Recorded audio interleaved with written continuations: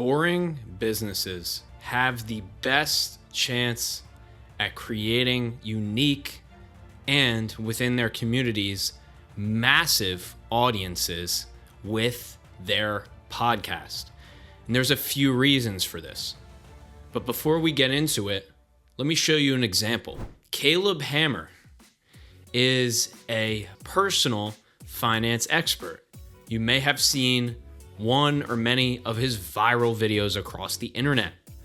Instead of teaching you how to manage your finances, he invites people with terrible finances onto his podcast and asks them, why are you spending $15,000 a month when you're only taking in 10? He turned finance content from educational to entertainment. We also have David and Paul of the Wealth Warehouse podcast, a podcast that we produce. We also broke down in another video how they reached 100,000 downloads. But Dave and Paul flipped the script. They didn't want to talk about life insurance. They wanted to build a community around the beliefs and mindset around this thing called infinite banking, which is a subset of life insurance. This is a very small niche within a much bigger niche.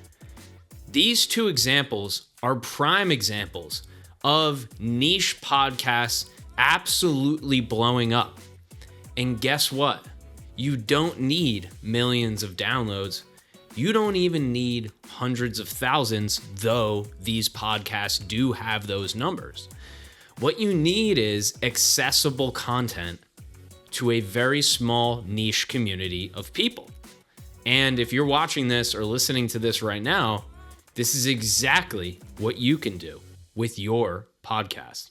The first big reason why boring businesses succeed with podcasting is because of the community aspect. There are a lot of people who drive garbage trucks. There are even fewer people who own garbage truck businesses or garbage businesses.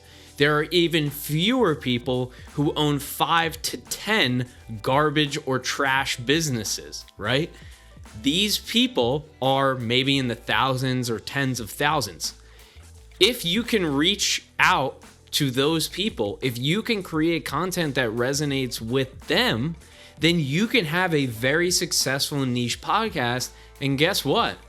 That podcast probably doesn't exist. Let's take equipment manufacturing, for example, another quote unquote boring business. The company Caterpillar, one of the largest and probably the most successful equipment company in the world, has a podcast telling stories about why Caterpillar was so instrumental in people's lives from when they were young to when they were old.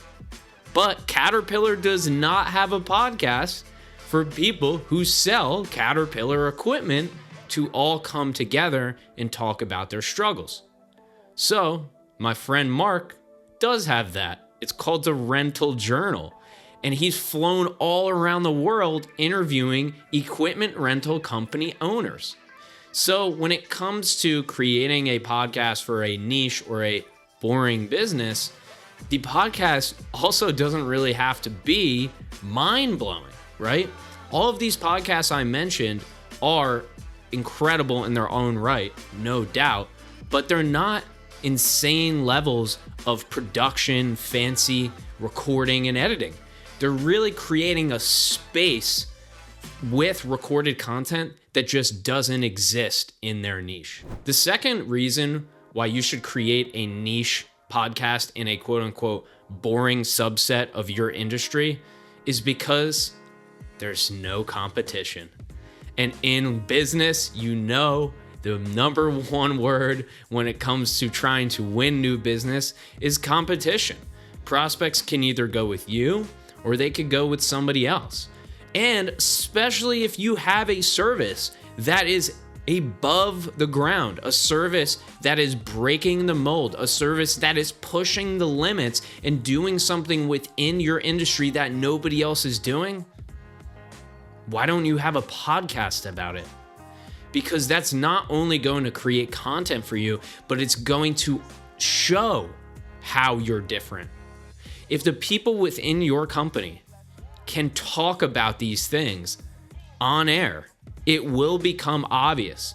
You don't just have to tell them, you have to show them. Or maybe you're showing them, and in this case, you can create a podcast to tell them as well. But ultimately, when it comes to the second benefit here, it's because there's nobody else out there doing it. So go look at your niche, within your industry. Go as many steps down as you need to go. If there's a total addressable market there of hundreds, thousands, or even tens of thousands, and there's no podcast to serve them, that would be a great sign that the competition is very low and there's an opportunity there for you to capture it. The third reason why podcasts and niche businesses and industries thrive are because they're so complicated. The reason why most people do not create content, or in this case, most businesses or companies do not create content, is because the thing that they do, sell, or serve is extremely complicated. Most people would look at that and say, well, we can't create a podcast about that. That's too complicated. What we do is too complicated. That should be the number one reason why you create a podcast. Because ultimately, back to our previous point, a customer is either going to go with you or go with somebody else. And the best way to know if you know something is if you can teach that thing. So if you can break down not only the most complicated things that you do, but the most complicated things in your industry in a simple way on a podcast, that shows any potential prospect or customer that you know not only what the hell you're talking about, but you know what you're doing. It gives them that confidence that, well, this guy or gal knows it like the back of their hand, so they're gonna be able to serve me. They can get on this podcast and talk about this all day from top to bottom. And they can take these complicated methods, tactics, strategies, operations, and break them down in a simple way that me as a prospect or potential buyer can understand. So this is the last and probably the most important reason why you need a podcast for your business, is because the provider that can break it down in the most simple way to the prospect is telling the prospect, actually showing the prospect that when that prospect comes in the door, their service is going to be that simple for them too. Because this is all about brand at the end of the day.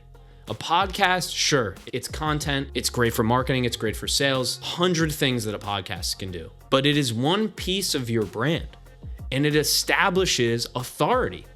If you have not only the time, money, but the resources and expertise to create a podcast, that shows me that this business must be, at least at some level, successful. Now, on the other hand, you can ruin that by creating a terrible podcast. And that's what you definitely don't want to do. You can also make it obvious why somebody wouldn't want to work with you. So, you know you're going to do it. Or maybe you don't. Either way, even if you're on the fence, let's talk it through. You create this podcast, right? You're maybe the founder, the CEO, or even if you're a marketer or somebody within the business. You are going to not only be established in terms of authority and perception, you're also going to create consistent content, and at the same time, all you're going to be doing is sitting here talking. And you can actually train people, whether they're on your team or if they're a vendor like us, to do the rest for you. So instead of sitting there writing posts, instead of making cute little TikToks, because your daughter said that you should, and she's the best, but maybe that's not right for you. Maybe you're better off sitting down for 15 to 30 or maybe even 30 to 60 minutes in just talking openly about what you do and having that bring the prospects to you. My name is Ryan Sullivan, founder of Podcast Principles. This is what we help businesses do. The first link, whether you're listening on the audio or you're watching on YouTube, is going to be a link to our video script. So you don't have to take on the stress of starting a podcast. You can start with these 5 to 10 minute videos, use our title framework, our thumbnail framework, our hook framework, and our script to go ahead and do it. Thanks for tuning in, and I'll see you on the next one.